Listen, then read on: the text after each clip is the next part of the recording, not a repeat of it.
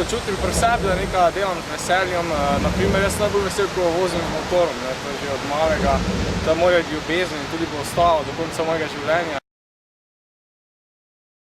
Na splošno v življenju moraš biti pogumni človek, zaradi tega, ker vemo, da življenje ni lahko, so vzponi, so padci na vseh področjih in najbolj pomembno je, da se po vsakem padcu pobereš. Takrat, ko je vzpon, ko gre vse lepo, takrat ne rabiš nič, ampak takrat, ko so pa padci, ko imaš mogoče kakšno slabše obdobje, takrat pa je zelo pomembno, da si pogumen in da vedno vztrajaš, da greš vedno naprej, bilo kar je. Večji pogum mislim, da rabiš kar pri obedveh stvareh, rabiš veliki pogum. Dejansko imam punco že kar nekaj let, tako da zdaj sem malo vun padel iz tega, ampak se spomnim, da sem bil kar bolj sramežljiva duša.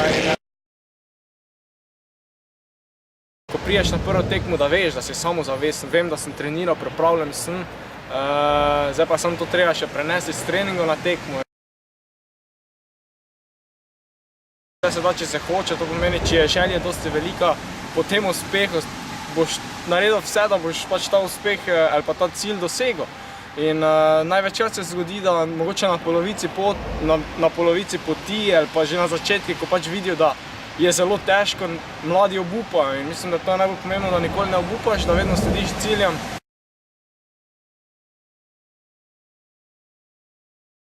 Sam sploh ne pijem, dejansko sem toliko v športu, pa ne da me bi zdaj moji trenerji prepovedali, da ne smem zdaj iti vun pa ga žurati z drugimi pa nekaj popiti, ampak dejansko niti nimam neke želje potem, ne vem, toliko sem obremenjen s temi drugimi stvarmi, z treningami, z obveznostimi, katere imam, da pač nimam niti časa poštudirati na takšne stvari, tako da najboljši način je, da se od tega odmakneš, da pač najdeš neko dejavnost, katera te veseli, ker potem to te tako potegne noter, da dejansko nimaš časa. Imaš dejansko cel dan razporejen, nimaš časa študirati na bedarije in mislim, da to je zelo dober način življenja.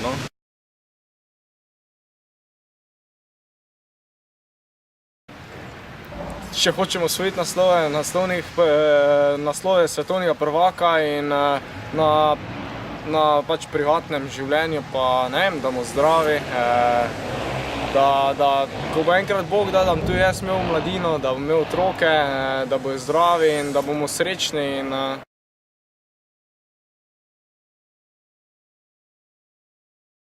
Ja, teh 40 dni brez alkohola meni sploh ne bo probleme, tako sem že prej omenil, sploh ne pijem in gladko bo to šlo ven skozi.